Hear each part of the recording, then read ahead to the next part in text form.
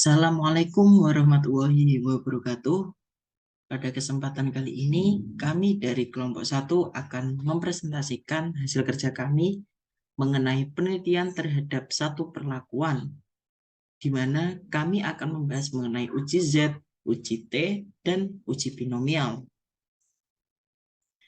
Adapun anggota kelompok kami yaitu yang pertama Mbak Erika Sesiana dengan NIM 202035002, yang kedua ada Mbak Dian Maharani dengan NIM 202035005, yang ketiga ada Mbak Laila Lili Puspita dengan NIM 202035011, dan yang keempat saya sendiri Zulfikar Raffi Nurjayandi dengan NIM 202035023.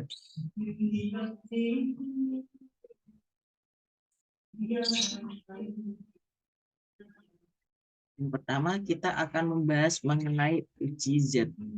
Uji Z dapat diterapkan untuk menguji hipotesis dalam penelitian satu perlakuan dengan menggunakan persentase.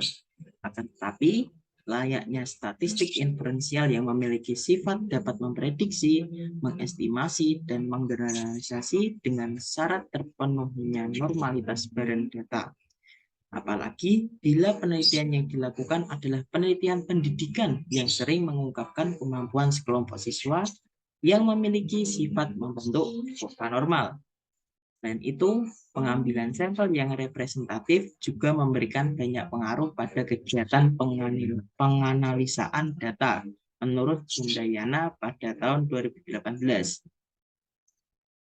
Uji Z digunakan untuk menguji hipotesis dalam penelitian yang melibatkan satu perlakuan atau satu pengukuran yang menggunakan persentase atau pada sampel yang berukuran besar, di mana N lebih dari 30, atau jika simpangan baku populasi diketahui. Uji Z dapat digunakan jika jenis data yang akan dianalisis berskala interval atau rasio dan data berdistribusi normal menurut Lestari dan Yuda Negara pada tahun 2017. Nah, dari kedua pendapat ini dapat disimpulkan bahwa uji Z dapat dilakukan apabila memenuhi beberapa kriteria berikut. Yang pertama, data harus berdistribusi normal dan berskala interval atau rasio. Yang kedua, melibatkan satu perlakuan atau satu pengukuran saja. Dan yang ketiga, di mana kriteria ini membedakan dengan uji T, yaitu berbentuk persentase atau berukuran besar datanya dengan N lebih dari 30. Atau simpangan baku populasinya diketahui.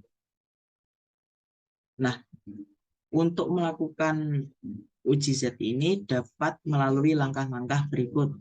Yang pertama, menguji normalitas data. Yang kedua, merumuskan hipotesisnya, baik H0 dan HA-nya atau hipotesis alternatifnya.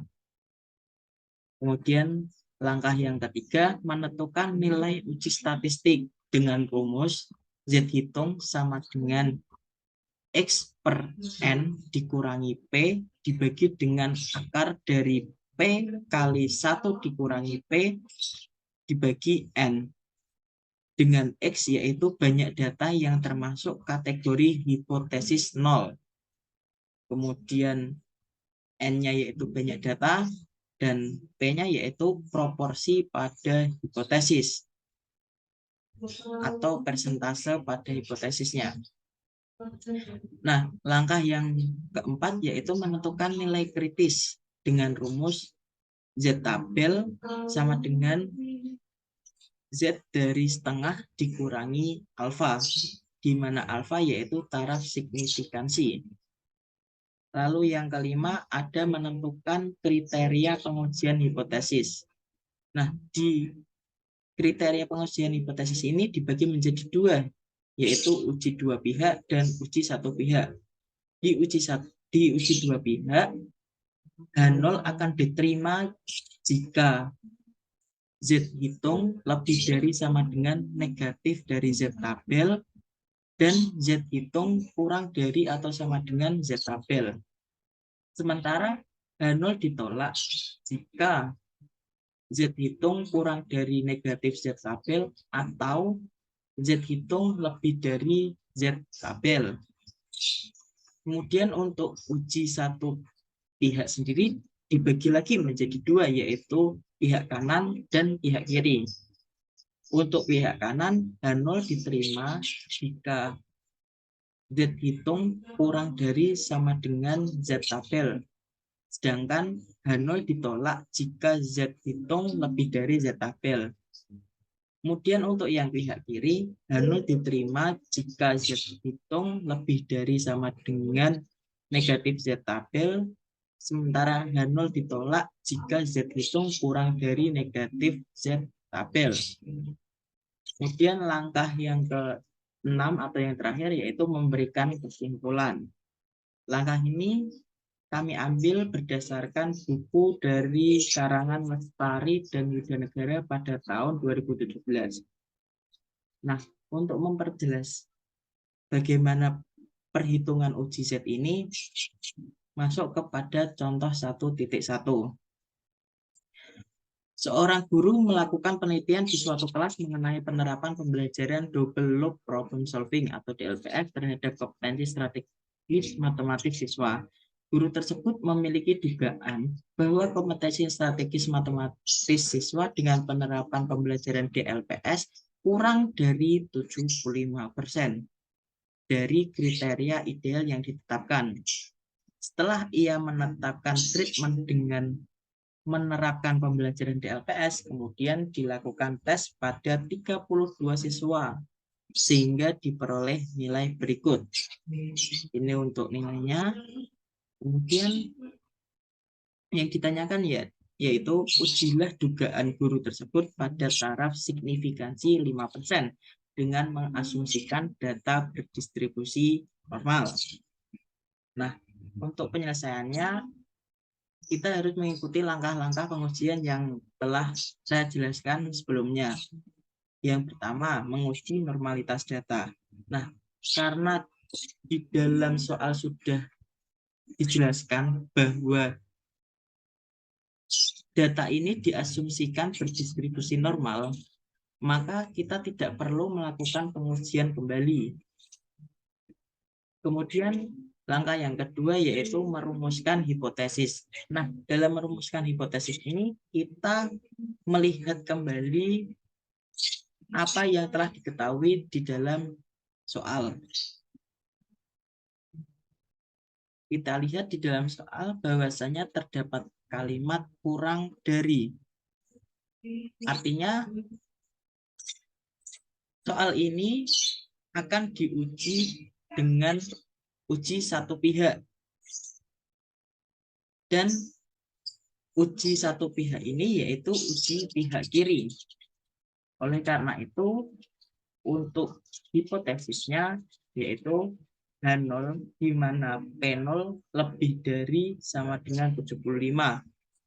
Artinya kompetensi strategis matematis siswa dengan menerapkan pembelajaran DPLS tidak kurang dari 75% dari kriteria ideal yang ditetapkan atau lebih dari 75%. Sedangkan HA atau hipotesis alternatifnya yaitu P0 kurang dari 75. Artinya kompetensi strategis matematis siswa dengan menerapkan pembelajaran DPLS kurang dari 75% dari kriteria ideal yang ditetapkan. Kemudian kita menuju ke langkah yang ketiga yaitu menentukan nilai uji statistik. Nah, dari data nilai siswa diperoleh X-nya 4, N-nya 32, P-nya yaitu 75% atau 0,75. Nah, mengapa X-nya ini sama dengan 4? Kita lihat kembali pada datanya, data yang telah diketahui di soal. Kita lihat nilai mana saja yang melebihi dari 75. Yang pertama ada 80, yang kedua ada 78, yang ketiga ada 78 lagi, dan yang keempat ada 81. Sehingga X atau nilai yang memenuhi hanya ada 4 nilai. Oleh karena itu nilai X-nya hanya berjumlah 4. Kemudian kita masukkan ke dalam rumus Z hitung sama dengan X per N dikurangi P per akar dari P kali 1 dikurangi P per N. Di mana X-nya kita masukkan 4, N-nya 32, P-nya yaitu 0,75, P-nya 0,75, dan N-nya 32. Sehingga apabila kita hitung, mendapatkan nilai sebesar negatif 8,165. Langkah yang keempat yaitu menentukan nilai kritisnya. Nilai Z tabel untuk uji pihak kiri pada taraf signifikansi 5% diperoleh Z tabel sama dengan Z dari setengah dikurangi alfanya. Alfanya yaitu 5% atau 0,05. Sehingga didapatkan nilai Z 0,45. Nah, untuk mencari nilai dari Z 0,45, kita bisa menggunakan tabel Z ini untuk mendapatkan nilai dari Z 0,45. Kita lihat nilai dari yang mendekati 0,45.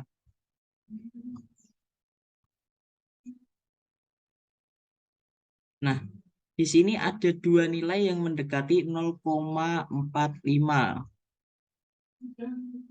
yaitu 0,4495 dan 0,4505. Karena 0,45 berada di tengah-tengah sini, maka kita dapat membagi 2 dari jumlah ini. Maksudnya adalah mengambil rata-ratanya. Nah, rata-ratanya diambil karena ini berada di antara 0,04 dan 0,05, maka kita ambil tengah-tengahnya yaitu 0,045. Kemudian kita lihat nilai yang di sebelah kiri, di mana ada nilai 1,6. Nah, untuk menentukan nilai 0,45, kita gabungkan antara nilai yang di kiri dan nilai yang di atas. 1,6 ditambah tadi 0,045, artinya 1,6 ditambah 0,045, sehingga jumlahnya 1,645. Ini.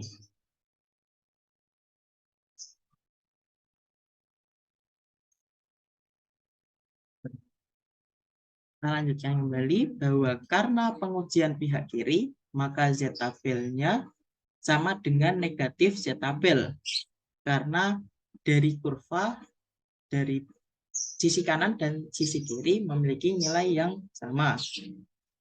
Sehingga nilai negatif Z tabelnya yaitu negatif 1,645. Langkah yang kelima yaitu menentukan kriteria pengujian hipotesisnya. Nah, karena nilai Z hitung berada di daerah penolakan H0, karena Z hitung kurang dari negatif Z tabel, maka H0 ditolak. Z hitungnya tadi negatif 8,165, sedangkan negatif Z tabelnya yaitu negatif 1,645. Artinya Z hitungnya kurang dari negatif Z tabelnya. Maka berdasarkan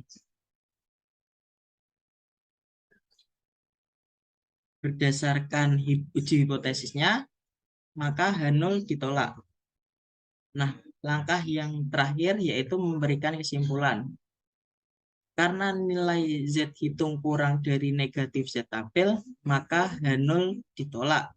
Sehingga dapat disimpulkan bahwa pada taraf kepercayaan 95%, dugaan guru tersebut yang menyatakan kompetensi strategis matematis siswa dengan menerapkan pembelajaran di LPS kurang dari 75%, Dari kriteria ideal yang ditetapkan secara signifikansi didukung oleh data yang cukup. Kami mengambil bahan presentasi ini berdasarkan buku dari karangan Karunia Eka Lestari dan Muhammad Ridwan Yudanegara pada tahun 2017. Selanjutnya akan dijelaskan oleh Mbak Erika. Uji T, seperti halnya uji Z, juga dapat diterapkan untuk menguji hipotesis dalam penelitian satu perlakuan. Penggunaan uji T dilakukan untuk mengetahui apakah rata-rata hasil penelitian yang telah dilakukan untuk mengetahui memenuhi kaidah atau tidak menurut Sundaya 2018. Uji T digunakan untuk menguji hipotesis dalam penelitian yang melibatkan satu perlakuan atau satu pengukuran yang menggunakan rata-rata sebagai parameter atau pada sampel yang berukuran kecil n kurang dari atau sama dengan 30 atau simpangan baku populasi tidak diketahui. Uji T dapat digunakan jika jenis data yang dapat dianalisis berskala interval atau rasio dan data berdistribusi normal menurut Lestari dan Yudanegara 2017. Dari kedua pendapat tersebut dapat diambil kesimpulan bahwa uji Z uji T dapat dilakukan apabila memenuhi beberapa kriteria berikut. Yang pertama ada data berdistribusi normal dan berskala interval atau rasio. Yang kedua melibatkan satu perlakuan atau satu pengukuran. Yang ketiga berbentuk rata-rata sebagai parameter atau berukuran kecil n kurang dari atau sama dengan 30 atau simpangan baku populasinya tidak diketahui. Langkah-langkah pengujian dilakukan sebagai berikut. Yang pertama, menguji normalitas data. Yang kedua, merumuskan hipotesis H0 dan HA. Yang ketiga, menentukan uji statistik dengan rumus T hitung sama dengan X bar dikurangi mu 0 dibagi S dibagi lagi akar N. Dengan keterangan X bar sama dengan rata-rata, mu 0 sama dengan nilai yang dihipotesiskan, S sama dengan standar deviasi atau simpangan baku, N banyak data. Menentukan nilai kritis dengan rumus T tabel sama dengan T alpha dk dengan keterangan alpha sama dengan taraf signifikasi dk sama dengan derajat kebebasan dk sama dengan N dikurangi 1. 5. Menentukan kriteria pengujian hipotesis. Yang pertama, uji dua pihak. Uji dua pihak itu H0 diterima jika negatif T tabel kurang dari atau sama dengan T hitung kurang dari atau sama dengan T tabel.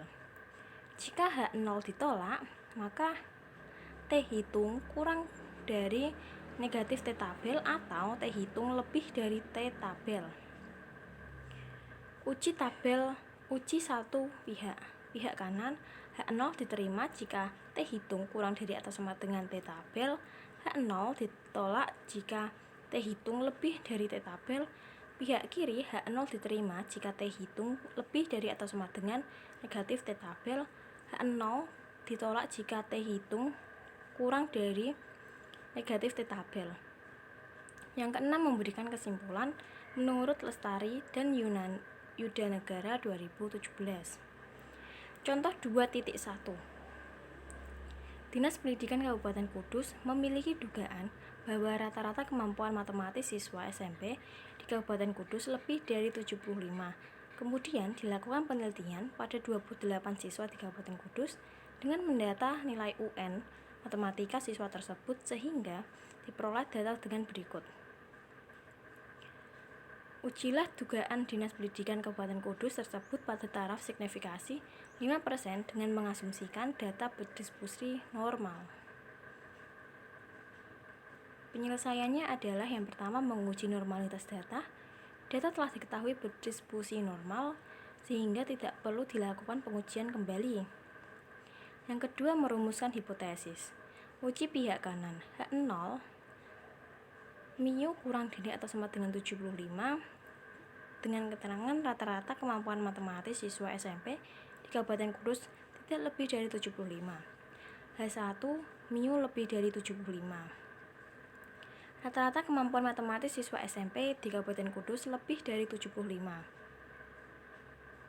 Yang ketiga, menentukan nilai uji statistik. Dari data nilai UN Matematika diperoleh X bar sama dengan 74,04, mu 0 sama dengan 75, S sama dengan 7,229, N sama dengan 28, T hitung sama dengan negatif 0,706.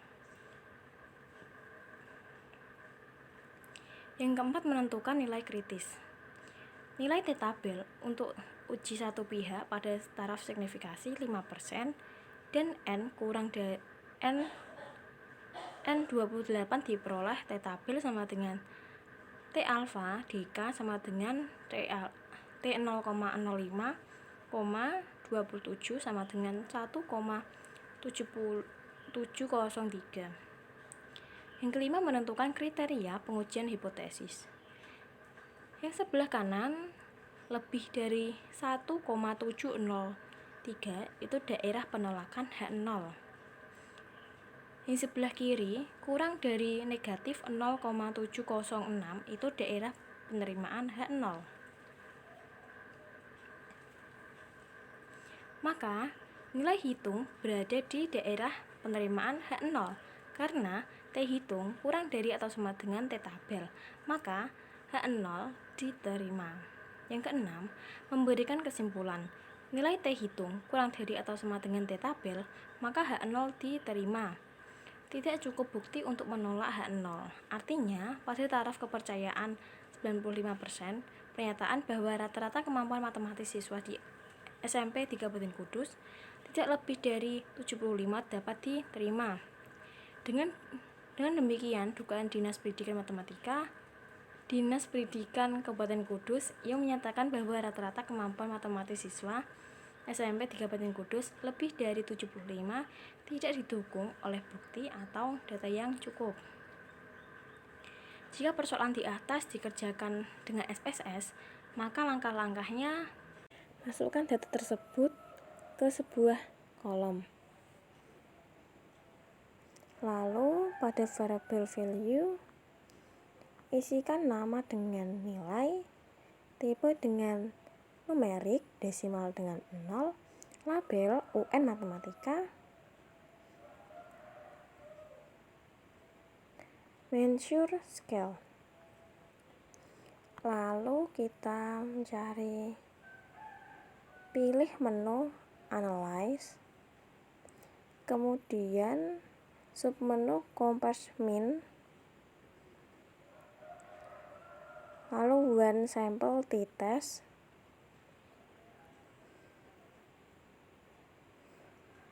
masukkan variabel ke kolom, lalu dihipotesiskan menjadi 75. Kita klik OK.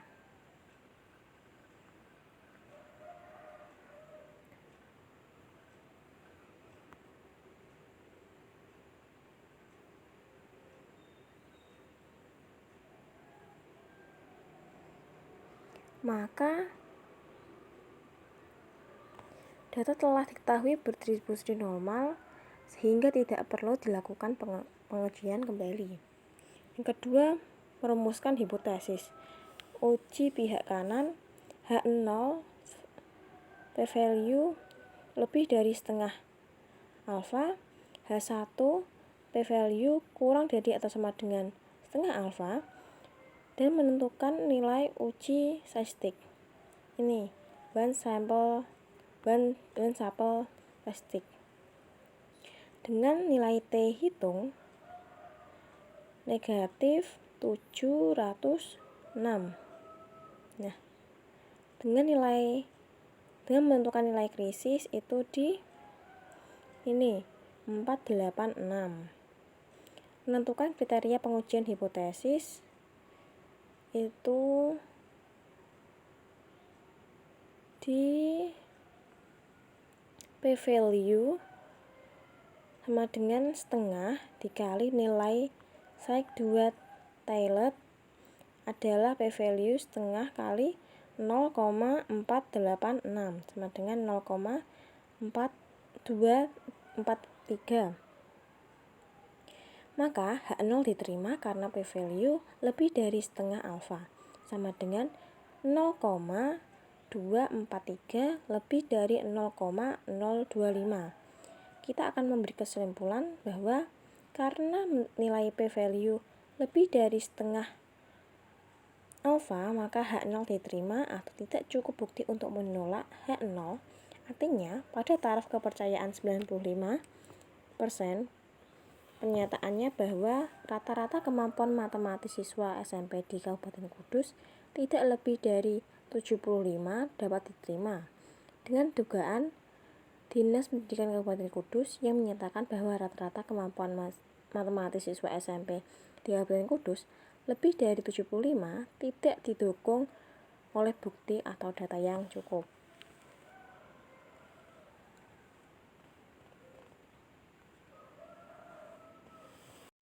Baik, selanjutnya yaitu uji binomial. Untuk uji binomial menggunakan buku Statistika Penelitian Pendidikan dari Dr. Heci Rostina Sundaya MPD. Sundayana MPD. Iya. Uji binomial di halaman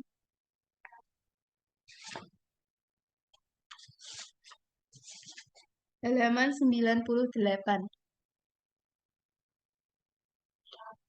Uji binomial diambil dari prinsip distribusi binomial yang merupakan hasil dari suatu proses yang disebut percobaan Bernoulli, yaitu sebuah nama untuk menghormati matematikawan Swiss yang bernama James Bernoulli yang telah memberikan sumbangan besar dalam keilmuan bidang probabilitas. Percobaan Bernoulli dilakukan pada keadaan yang di dalamnya 3 hal berikut terpenuhi. A. Percobaan menghasilkan salah satu dari 2 kemungkinan hasil yang saling terpisah. Misalnya, sukses atau gagal, pintar atau kurang pintar, bagus atau jelek, laki-laki atau perempuan, dan lain-lain. B. Probabilitas sukses ditulis sebagai P. Nilainya selalu tetap dari percobaan yang satu dengan percobaan yang lain. Sedangkan probabilitas gagal ditulis sebagai 1 min P atau ditulis Q. C. Percobaan-percobaan bersifat independen. Artinya, hasil dari satu percobaan tidak akan mempengaruhi terhadap percobaan yang lainnya. A. Rumus uji binomial. 1. Untuk sembarang nilai P lebih besar sama dengan 0. Maaf, salah. P lebih besar atau sama dengan 0 dan P kurang dari atau sama dengan 1 dan N kurang dari atau sama dengan 25.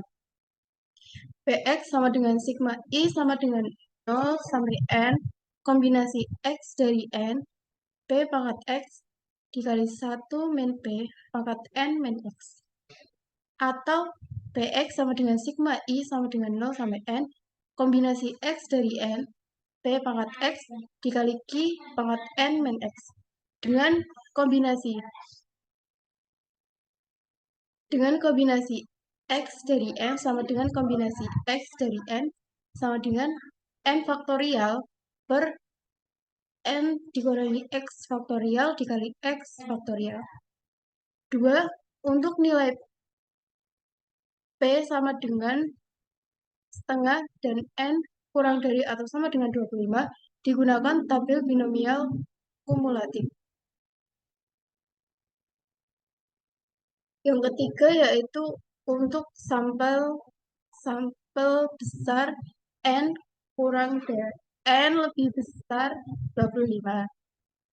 Z itu sama dengan X plus minus 0,5 dikurangi N kali P per akar N kali P dikali 1 min P. Atau Z itu sama dengan X plus minus 0,5 per N dikurangi P per akar P dikali 1 min P per N. X adalah frekuensi terkecil hasil pengamatan.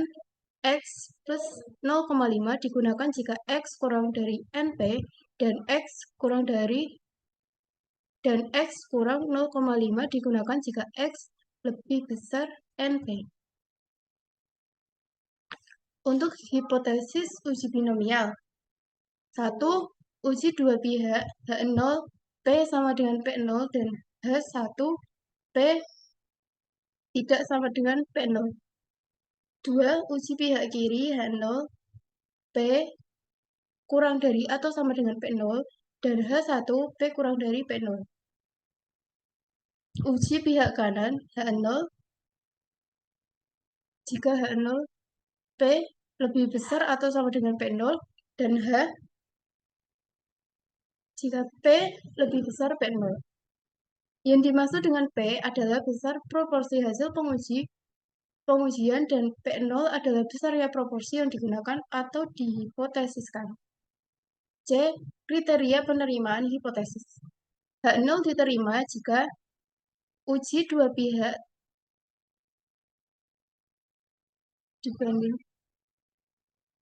pihak sama dengan prima H0 jika 2P lebih besar alfa atau min Z tabel, Z hitung lebih besar min Z tabel, dan Z hitung lebih kecil Z tabel. Yang kedua, uji pihak kiri. Terima H0 jika P lebih besar alfa atau min Z tabel kurang dari Z hitung. 3. Uji pihak kanan. Diterima H0 jika P lebih besar alfa atau Z hitung kurang dari Z tabel. Langkah-langkah uji binomial. 1. Menentukan jenis penguatan, apakah menggunakan uji dua pihak atau satu pihak. Yang kedua, merumuskan H0 dan H1, baik dalam bentuk kalimat maupun bentuk rumusan matematisnya. Yang ketiga, menghitung nilai P atau Z hitung. Yang keempat, menentukan kriteria penerimaan atau penolakan hipotesis. Dan yang kelima, membuat kesimpulan. Contoh yang pertama yaitu, seorang pelajar bermaksud akan mengadakan karya wisata dengan para siswanya. Ada dua pilihan tempat tujuan, yaitu Situ Bagendit atau Situyong. Dari hasil pemantauan terhadap 10 siswa, ternyata 3 siswa memilih Situ Bagendit dan sisanya Situyong. Ujilah pada taraf nyata 5%, apakah kedua lokasi tersebut sama-sama disukai. Penyelesaiannya sebagai berikut. Misalkan P1 sama dengan proporsi pemilihan Situ Bagendit sama dengan 3/10, sama dengan 0,3. P2 yaitu proporsi pemilihan Situyong. 1 dikurangi hasil dari proporsi pemilihan Situ Bagendit yaitu 0,3 sama dengan 0,7. Yang pertama yaitu menentukan jenis pengujian, yaitu menggunakan uji dua pihak. Yang kedua merumuskan H0 dan H1. H0 P1 sama dengan P2 sama dengan setengah dengan kedua tempat sama-sama diminati. Dan H1 P1 tidak sama dengan P2 tidak sama dengan setengah jika kedua tempat tidak sama diminati. Yang ketiga yaitu menghitung nilai P. Diketahui N sama dengan 10 dan P sama dengan setengah, X sama dengan 3. Diambil dari nilai terkecil dari 3 atau 7. Sehingga dengan menggunakan rumus binomial diperoleh P0 sama dengan kombinasi 0 dari 10 dikali 0,5 pangkat 0 dikali 0,5 pangkat 10 sama dengan 0,0010. Untuk P1 sama dengan kombinasi 1 dari 10 dikali 0,5 pangkat 1 dikali 0,5 pangkat 9 sama dengan 0,0098. Kemudian P2 yaitu kombinasi 2 dari 10 dikali 0,5 pangkat 2 dikali 0,5 pangkat 8 sama dengan 0,0439. Dan yang terakhir yaitu P3, kombinasi 3 dari 10 dikali 0,5 pangkat 3 dikali 0,5 pangkat 7 sama dengan 0,1172. Sehingga PX kurang dari atau sama dengan 3, yaitu hasil tadi dijumlahkan semua, yaitu 0,0010 ditambah 0,0098 ditambah 0,0439 ditambah 0,1172 sama 0,1719. Jika menggunakan tabel binomial, caranya sebagai berikut. Cari tabel pada kolom N sama dengan 10, kemudian cari baris yang sesuai dengan X atau R, yaitu X sama dengan 1, 2, dan 3. Nilai yang sesuai dengan baris dan kolom tersebut kemudian jumlahkan. Berikut tabel binomialnya. Untuk uji dua pihak, maka PX kurang dari atau sama dengan 3 sama dengan 2 dikali 0,172. Hasilnya yaitu 0,344. Yang keempat yaitu menentukan kriteria penerimaan atau penolakan hipotesis. Terima H0 jika 2P lebih besar alfa karena 0,3438 lebih besar 0,05, maka H0 diterima. Kesimpulannya yaitu kedua tempat lokasi tersebut sama-sama diminati. Selanjutnya, jika persoalan di atas dikerjakan dengan SPSS, maka langkah-langkah pengerjaannya sebagai berikut. Selanjutnya yaitu langkah-langkah SPSS untuk uji binomialnya. Pertama kita ke data field. Tulis 1 sampai 3 kali untuk situ bagendit dan 2 sampai 7 kali untuk situ. Nah, sebelahnya kita tulis situ bagendit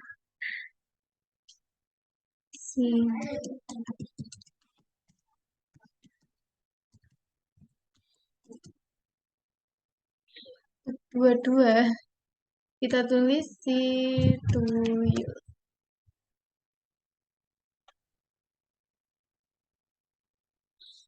Kita copy blok, kemudian kita paste,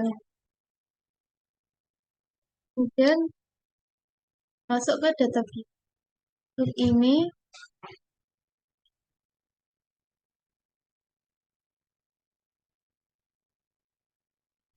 Ini kita ganti situ. Untuk yang ini nggak usah diganti, karena kalau misal diganti ini akan hilang keterangan ini. Maka kita biarkan saja. Nah, untuk yang situ, desimalnya kita ganti ke 0.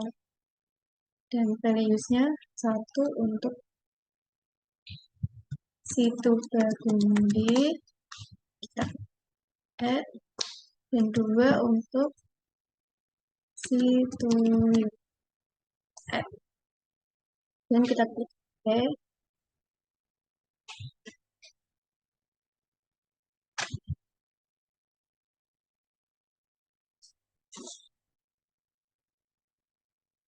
Kemudian kita analyze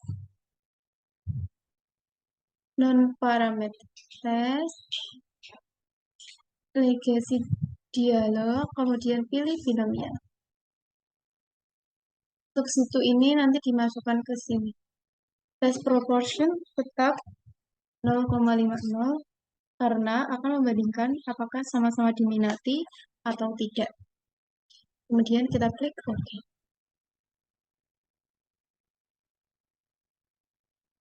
Selanjutnya nanti akan muncul tabel seperti ini. Kita lihat signya yaitu 0,344.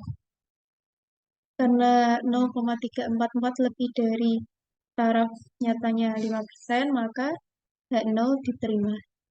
Jika signya kurang dari taraf 5%, maka H0 ditolak.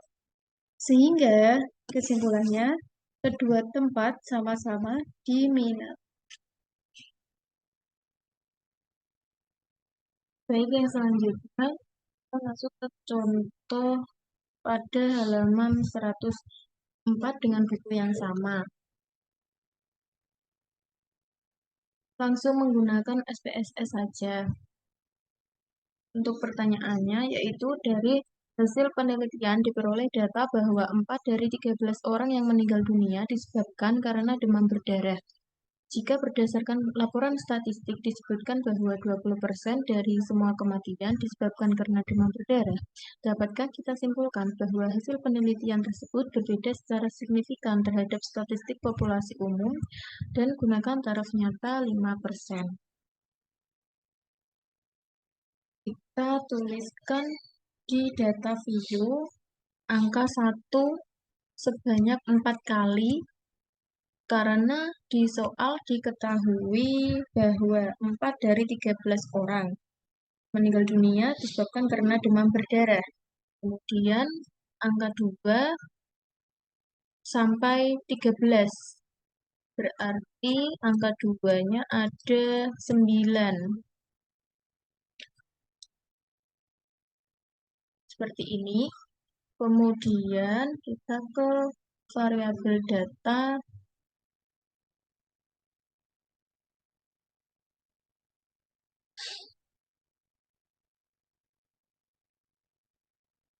Ya, ke variabel data untuk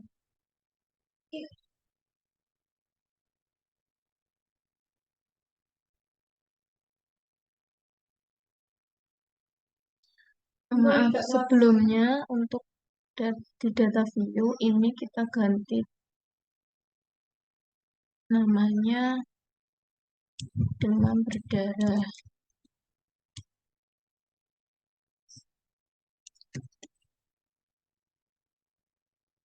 Kemudian value-nya kita ubah untuk value 1, labelnya demam berdarah, lalu di add. Value 2, labelnya tidak demam berdarah. Kita oke.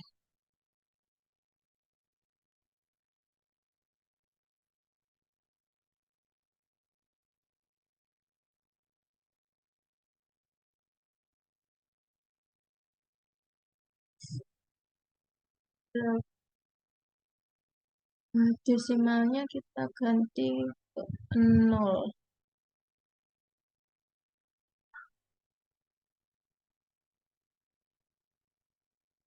Tidak demam berdarah.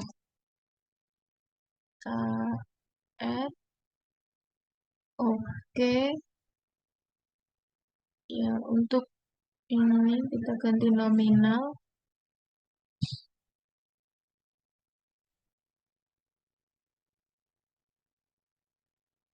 Kita ke analyze, kemudian non-parametric test, kemudian legacy dialog, pilih yang binomial. Kita masukkan datanya. Untuk tes proportion, ini dari 0,5 kita ganti sesuai yang diketahui pada soal menggunakan taraf nyata 5%. Maaf, untuk proporsi kematian karena demam berdarah sama dengan 0,2 atau 20%, maka kita ganti 0,20. Kemudian di OK. Dan hasilnya seperti ini. Diketahui ini ada 4 untuk demam berdarah dan tidak demam berdarah ada 9, jadi totalnya ada 13. Tes proporsinya 20%. Kemudian untuk SIG yaitu 0,253. Maka H0 lebih dari H0 diterima karena nilai SIG 0,253 itu lebih dari 0,05. Dan yang terakhir kita membuat kesimpulan. Karena H0 diterima, berarti proporsi kematian karena demam berdarah sama dengan 20%. Cukup sekian presentasi dari kelompok kami. Apabila ada kesalahan, kami mohon maaf yang sebesar-besarnya. Wabillahi taufiq wal hidayah. Wassalamualaikum warahmatullahi wabarakatuh.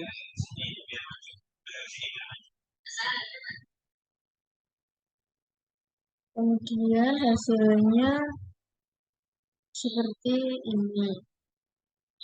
Untuk demam berdarah ada 4 dan tidak demam berdarah ada 9, totalnya 13. Untuk tes proporsialnya yaitu 20% atau 0,2. Untuk nilai SIG-nya kita lihat di sini 0,253. Karena diperoleh nilai SIG 0,253 yaitu lebih besar dari 0,05, maka H0 diterima. Yang selanjutnya membuat kesimpulan.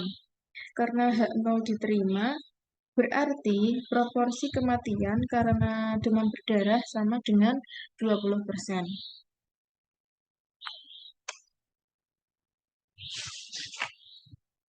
Cukup sekian presentasi dari kami. Kurang lebihnya kami mohon maaf. Wassalamualaikum warahmatullahi wabarakatuh.